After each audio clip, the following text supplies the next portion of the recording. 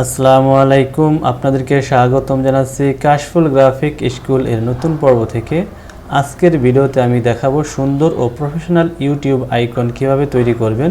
চলুন শুরু করা যাক। ইউটিউব আইকন ডিজাইন তৈরির জন্য শুরুতেই আমরা টুলবার থেকে রেক্টেঙ্গেল টুল নিয়ে আর্টবোর্ডের এখানে ড্র্যাগ করে